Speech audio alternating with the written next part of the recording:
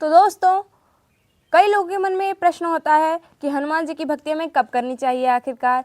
सुबह करें, ब्रह्म मुहूर्त में करें, 8 बजे के बाद करें सुबह, या फिर दोपहर में करें, दोपहर के बाद करें, रात्रि में 8 बजे के बाद करें, कब करें आखिरकार हम हनुमान जी की भक्ति।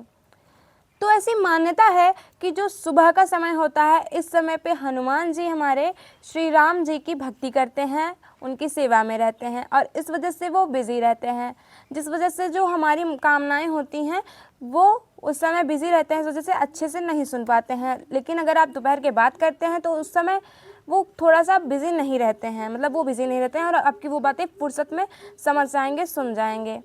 और अगर आप रात्रि में करेंगे 8 बजे के बाद तो वो बहुत ही अच्छा होगा।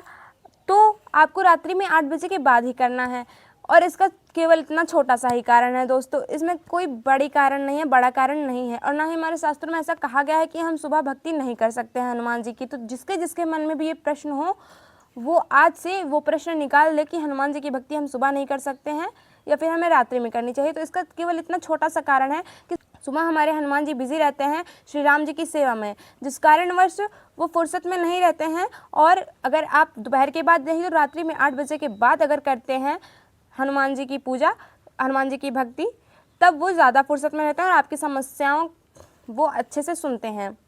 अब रात्रि में 8 बजे के बाद किस प्रकार से आपको पूजा करनी है, तो मैंने एक संकल्प की वीडियो बनाई है हनुमान जी की, उससे आप जाकर देख सकते हैं। नहीं तो मैं आपको टोटल ओवरव्यू बता देती हूँ उस वीडियो का, कि उसमें आपको स्नान करना है, स्वच्छ कपड़े धारण करने हैं, चौकी बिछानी है, चौकी के ऊपर एक प्रतिमा रखेंगे। तो दोस्तों, चौकी बिछा ली है आपने, आप आसन के ऊपर बैठ गए हैं। अब आपको जो मैं मंत्र बता रही हूँ इसका आपको 11 बार कम से कम, नहीं तो 21 बार, नहीं तो 108 बार अपने समय के हिसाब से आप जाप कर लेंगे। तो वो मंत्र क्या है?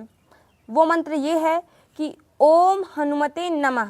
इस मंत्र का आप कम से कम 11 बार, 21 बार, नहीं तो 108 बार जाप कर लीजिएगा अपने समय के अनुसार। इसके पश्चात आपको हनुमान चालीसा का पाठ करना है और इसके पश्चात आप जो भी प्रसाद वगैरह चढ़ाए रहेंगे वो ले जा कर के एक मंदिर में भी चढ़ा देंगे। अगर आपके घर के आसपास कहीं हनुमान जी की मंदिर है तो वहाँ पे चले जाइएगा, वहाँ पे चढ़ा दीजिएगा, नहीं तो तुलसी की क्यारी पे भी आप चढ़ा सकते हैं। इसके पश्चात आप अपने घर परिवार में वो प्रसाद वितरित करेंगे।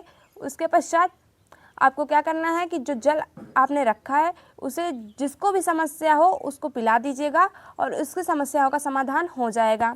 तो दोस्तों, आपको मैंने बता दिया है टोटल आउट ऑफ ओवरव्यू उस वीडियो का। अगर आपको इससे ज़्यादा जानकारी चाहिए तो आप उस वीडियो में जाकर देख सकते हैं, नहीं तो अगर आपको केवल संकल्प की जानकारी चाहिए तो आप मुझे बता दीजिए कमेंट में, मैं आपके लिए वो वीडियो अलग से बना दूंगी फिर से। और कमेंट में जय श्री राम ज़रूर से ज़रूर लिखेगा।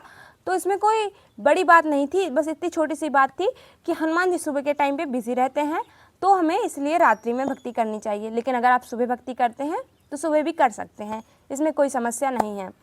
जय श्री राम, जय बजरंगबली। मिलते हैं आपसे अगली वीडियो में।